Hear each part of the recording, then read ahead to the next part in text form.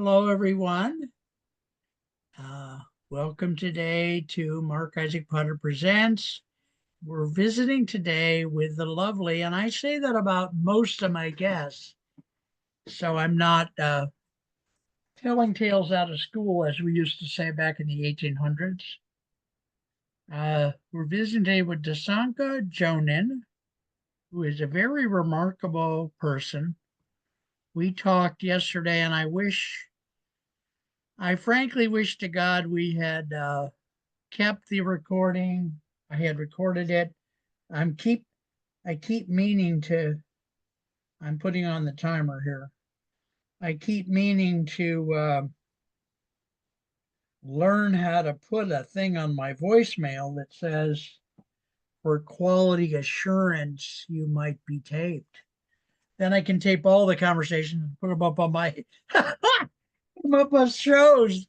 I'm an addict. Just shoot me up. I'm an addict for shows. I love Desanka that. and I are doing 14 shows today and 14 more tomorrow. So At least. please introduce us to what's your lovely dog's name again? I forgot. Abu. Babu. There we go. Abu, like the monkey from Aladdin. Or is it really? Okay. I didn't see that one. I was going to make something up like it was This was French for ketchup or something. Hi, Babu. Hi, Babu. Hi, baby. Can she hear me? She can hear me, right? he She just can, doesn't yeah. recognize my voice. Abu is my monkey, and he will steal bananas. Oh my Um, goodness. he knows how to Well, open sardines, and he's very cute. He's got some spots, and his eyes, because he's a husky mix, kind of look like he got into my makeup. So okay. pretty Well, fun. I had some friends that had huskies who loved carrots, and He so loves they would carrots. buy This is true. bunches, and I never heard it before then, So you are Desanka Jonan, and you're going to tell us about yourself and your life and your business and whatever else. That time you met President Lincoln, that was so sweet. Oh, that old time. Well, we don't Okay. we don't talk about that, but no. Yes, That was that was President Janet Lincoln of Costa Rica, just to be clear. Yeah. No, correct. go ahead and tell So, us whatever you want, however you want to start is fine with me. And remind me to answer that question about editing. I can oh do that yes. now or later. You want to do it now? Okay, the Um, thing. Go ahead. yeah, no. Whatever you feel comfortable with. You're the client. You're way too gracious, but something new for me to get used to. Well, I guess maybe I'll introduce myself and then we can talk about which parts you're going to edit out. Um, There you go. That's a good idea. Go so ahead. I'm Desanka.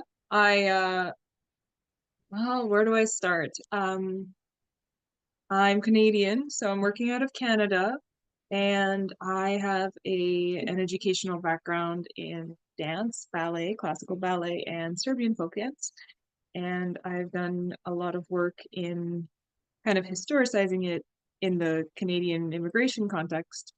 Um, and a lot of my work has focused on identity formation through dance, which took me into psychology. And I worked as a social worker for a bit. I worked with children and youth in various contexts since I was 15. So I've been doing that for about a lifetime or two. That's already a lot to unpack. I can see that It we're gonna. is. I'm trying to And not interrupt you because I interrupt too much, but there's several that's things okay, in there I'd like to explore within the next 75 shows or so. at Anyway, least. go ahead. Uh, Good. We'll start with 14 today and we'll see where it takes us.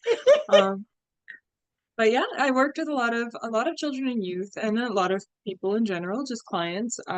So many different random positions. I was, a child and youth worker. I was a care coordinator.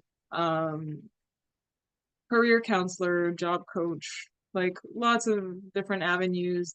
Worked with different, within a ballet school and within an agency, and it just kind of took me all over the place. Wow. I did some law clerking on the side. It was very interesting. So out of all of this, I really kind of centered down on, I was going to get a psychology degree. And then I started going into towards the counseling piece. And I worked a lot with clients who had trauma and grief. And out of Wow. that, I kind of wanted to merge my skills and my training and take it into the corporate world and just continue to help people in a way that wasn't therapy. That's going to be more so an application of skills and driving change and transformation with all of the things that I kind of already have as my little toolbox. Okay. So that's a little bit about me, and I've opened my new platform for delivering this transformational change. That is Momentum Coach. So Okay. So that's your name of your business. that is the name of my business. Okay. And And what contact information would you like to give our viewers? so they can visit my website, which is www.momentumcoach.online, and they Okay. are welcome to use that website. Really, it'll take them to the Instagram page. It'll take them to my LinkedIn. They can call, they can book, they can really reach me in any ways. Anything. Okay. Yeah, the website is the portal. Momentumcoach.online. Okay, great. Good. And then your background, you know, family, heritage, if you want to share that. Absolutely. So like I said, I work out of Canada. I immigrated when I was 7, and I came from Serbia. And funny, awesome story. We ended up living at where we call the Danforth, and it's like this beautiful area known for its Greek heritage in Canada. Okay. And everyone from that part of the world kind of settled on the Danforth at that time. So I had friends who were Bulgarian, like Macedonian, Greek, and we all kind of just really had such a great time together. It was awesome. So Okay. that's a little bit about me. It it didn't feel like I was in a place where I needed to be different from what I know at home. Right. Um, Even though we all ended up in various different positions, not necessarily, the multiculturalism piece didn't like make it into everyone's lives, but it definitely it definitely made it into mine. So I Very really, beautiful. really That is lovely. That is so lovely. Were you you're you're probably not old enough to remember Yugoslavia or I not? think I think I was born the year it fell apart. Oh, it was the year Now, it fell we don't want apart. to do a cause and effect analysis, but yes, I just I was there when it ended. I know that Yugoslavia was called the country that other leaders patched together to try to make it work. And Oh, anyway, so yeah, I just was someday we'll explore that stuff. I'll that's have to that's go. gonna be like episode 120 or something. Yeah, exactly. Very good. Very nice. So you do momentum coaching. Now, what is momentum coaching? What particular services do you provide? What's your bread and butter? That kind of thing. Okay. So I work with individuals and I do team coaching as well. So whether the package might be a one-on-one sort of session, or it would be a corporate package, and those kind of vary. It could be a 60-minute, could be half a day workshop, could be a full day workshop. We really just look at team building, performance enhancement, and revenue protection. Because people don't even notice how much, you know, it's sort of death by a million paper cuts, but grievances and things that happen at work that kind of are these little slow bleeders for many businesses. So And can you back up the truck because I have a learning disability, like I said, and I'm a dyed in the wool hillbilly besides. So I'm not just ugly, but I'm stupid too. So it's selfie facing humor. That's so you said three parts. One was revenue. I never think of a coach as helping with revenue. Do you? Okay, so you help with revenue. We're going to go through all these Mhm. today or some other day. Another one was what? Performance enhancement. Performance enhancement. Okay, that's more, I've heard of that. Okay, and then what's the other one? Enhancement. If I could only spell. And then the other one was what? Was there another one? Um, I think those two, if I can remember what the third one was, I will. But Okay. So pick one and go into a little detail. I mean, I can go into detail, probably into both at once, but really the idea is that there is, um, how do I put this? The terms like grit, there's the just get over it aspect of like if they're motivated enough, they'll do it. Let's motivate them Yeah, somehow. yeah, That's yeah. the The old idea. And it's old like drill sergeant approach. Yeah, there's, yeah. there's variations to that. And I feel like that that for me is my whole bread and butter because I can get into it in very like in a lot of detail. Um, there is a motivational aspect to all coaching. And of course, if we aren't motivators, what are we? Yeah. But then it gets into like, what is holding people back from acting on their motivation? What is it that's going on? And what I find is what I work with is those mental blocks, those those holdups. Whether they're team holdups or they're like individual holdups, and we work through those in a few steps, just kind of looking at trauma and grief skills, like Huh. processing Okay. skills that don't have to be done in therapy, that are widely applicable. But that, This is in a business setting, huh? yeah, it's a little bit of I guess you're bringing that trauma grief processing into the business world in a way that I believe it hasn't been present. Because typically it's a very technical thing that you deal with at business. It's a performance, bottom line, uh, Yeah, yeah, yeah. key, I would key think I would performance have metrics thought like that those. would be a taboo subject at work. I mean, that's And I think it has been for the most part because we aren't really taught to grieve, and we don't realize that every moment of getting over something is this myriad of like internal processes that people don't. how did you get into associating? Yeah, now your degrees are what again? Applied psychology.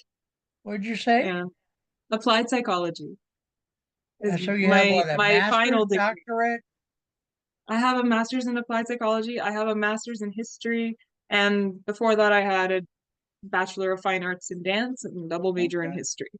okay, Um, all right. and many years teaching. So Yeah, okay, and we'll get to the teaching eventually, hopefully. But this fascinates me that someone could associate. I don't have another way to put it, and associate grief with work. I understand you're saying that yes, we bring our grief with us everywhere, including at work. But for the employer to kind of allow or even entertain, that this person who's underperforming, lost her husband last year. And so that may be a component. And so let's look at that. It makes the employer look pretty good, I think. And how do you, I mean, maybe this is just a Canadian trait or something, but how do you find employers who are gracious enough and hip enough? I mean, in America, we usually, this was a country with a lot of slavery, The mentality here is just shut up and do it. And there's a couple swear words I left out there. So how do you do people call you already knowing that's the process and they want help with it, or how do you get into the marketplace with that message? Well, chicken and egg. So if I was to start this, I guess there have been times in the past where I've gotten involved in this capacity and it wasn't my job necessarily to do it. But out of that experience came this offering. So because I've been, approached in this capacity to say, okay, what's really going on here? Here's the problem I'm having. And really what it is that conversation starting with, here's the problem I'm having, you know? And that problem would usually be performance of an employee. It would be performance of an employee. It might be a performance of a team. It might happen to be in a, just we're like just month over month, this issue keeps recurring. And it's a people issue. Like that, like they're late with inventory, or they miss a deadline, or they can't close sales, or something Anything under the umbrella of under the performance. sun. And Because when we look at, right, go ahead. no, no, it's just so, corporate world, if we treat people like they're machines, we notice where they start to error out. And in all of that software is the coding with which those machines work. Let's say we're calling people machines. That's not a good idea. I Um, understand. so we're not doing that for the purposes of like ethics Right, in life. People are not machines. But when they're being treated as such by like the corporate world, and we're looked at as like a profit, or what kind of dollar can you bring in? What is the turnover? What is the return on right, investment with right, this employee, with this team, with whatever it is? Um, you're forgetting about their software, and you got to update that every once in a while. right. And that's the part that kind of gets like we look at all the ways that corporations leave money, which is really like sick leave, turnover, then you have to hire, then you have to train, Yeah, and then you train, have yeah, turnover yeah. again. No, You have just decrease in performance maybe, and then it's how do you motivate the team? Is it a question of motivation? It might be that you need to really figure out what's happening underneath, which a lot of people don't want to do until they realize there's this recurring problem. It's the same reason, like we're looking at the corporate reason for people to come and say, "Oh, I'm having this problem over and over you again." you don't mind if I have like 1,000 questions already, right, or not? Not at all. But I'm going to finish this thought just to Okay, say, by the please time people do. go to, Yeah. by the time individuals go to therapy, where are they? In their own process, right? They're in a place where they say, like, I need help. And so by the time that somebody wants to have this, they're seeing like a corporation, they're seeing that there's some kind of bleeding out that's happening that they either want to prevent more of, or they're finding that the same problem keeps coming at them and they can't keep throwing money at it. And what they're doing isn't working. So it's a little bit of a, I've done these band-aid solutions, which a lot of corporations will do. They'll like, here's my appreciation week, like the bow tie, and everyone's so appreciated, and then the same problems persist. Yeah, Because something yeah, systemically has to change. And it doesn't have to be in a very like overturning way. It just has to have analysis and data. Um, and the right knowledge, which is usually human based knowledge, not necessarily what time do they come in and these little like those little like fix ups. Those are really yeah, important. Objective fix ups, like whether or not somebody starts a day 15 minutes early or whatever, yeah. those are obviously going to be in place.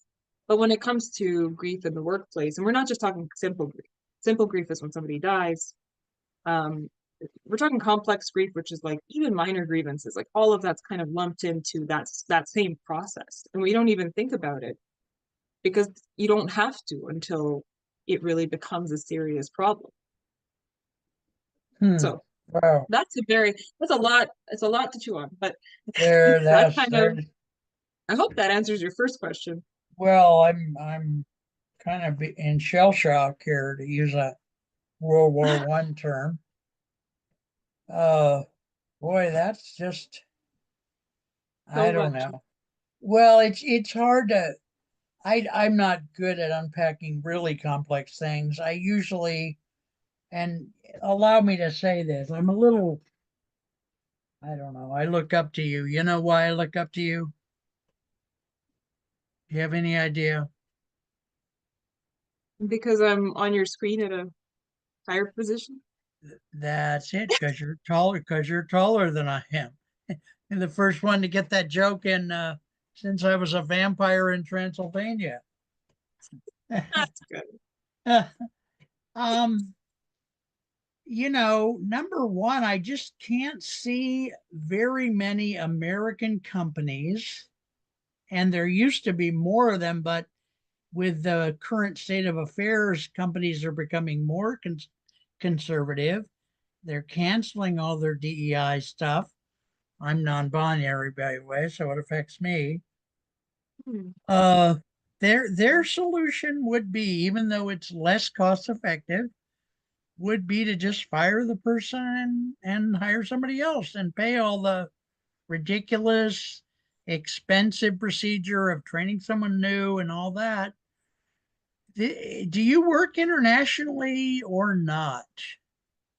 Yep, So I there's do. more I, than I one offer some. country in which the culture allows people to actually be partially human, huh? I would I would hope so. I That's think in a lot crazy. of places, if they're hiring people, then depends. I mean, it all really depends. Well, you're not saying you go into coaching during interview prep or interview formation or any of that, right? Or like, would Do you you mean work on the am series I of questions an interviewer might ask? Are we starting there or what? I'm not sure I understand. Okay, well, that's good. That gets me a chance to talk more. I'm kidding. I'm kidding. I'm kidding. I'm totally kidding. I have no idea. I'm a one I'm, I would wannabe Jay Leno, but I don't have the job for it. Yeah. Uh, so you're helping companies with performance things. And so far, we've talked about the niche within performance of grief and the effect of grief on mostly on work culture. How does grief in someone's life of any particular type, of any degree of severity, cause people to not perform well at work? And so, how in God's name did you get anybody to do that? I don't know. It's because I don't. I mean, I've worked busboy, fry cook, shoe shine man, selling newspapers, you name it. And most employers I ever met, which admittedly has been a while back, if you don't perform, they fire you and get somebody else, and they threaten you frequently with that. If you don't do what I want, God damn it, I'm gonna fire you and get somebody else. That's very, very, very common. So how did we get from that to, oh, my employee is having grief or having performance? They may not see the grief. They may just say Johnny's not able to do as well as he did last year. And Mhm. I heard that his cousin Martha was robbed or something. And so, how did, you're saying you fell into this because you were in a situation where you helped someone with this, or? I helped in a number of places, but really it doesn't come down. I would love it if we lived in a world where the corporation said, oh, like I care about my employees. A lot of corporations care about their employees, maybe. But we want to, if the realistic way that I'm this would sorry, work this is phone's that ringing. revenue is, oh, are you there? Yeah, I'm here. I forgot to I use my phone to help a friend, and so I leave it on more than I used to. And now we're in the situation where, and by the way, we have 35 seconds left in the show. I just Oh, saw that. So I screwed that up too. Let's see. The phone stopped ringing. So let's do two things. I'll sign out on the show, if I may, and then I will suggest that we take like a 3 to 5 minute break because the machine will reset the Zoom link, and then we'll do another show. I feel like that's the bell telling us we're done. I feel like we haven't even scratched the surface yet. We haven't seen the tip of the iceberg. You're helping me think a little more deeply than I have to day to day, which is nice. All right, folks, with that bell ringing, I am going to say thank you for being here. We love you very deeply. We've been visiting with Desanka Djonin, and we're going to be visiting with her again. So watch episodes 2 through 90. All right. At least. Yeah, very good. You're on board with my silliness. That's wonderful. All right, folks. Catch you later. You guys know I always turn my head to shut it off because I have a bigger screen over here.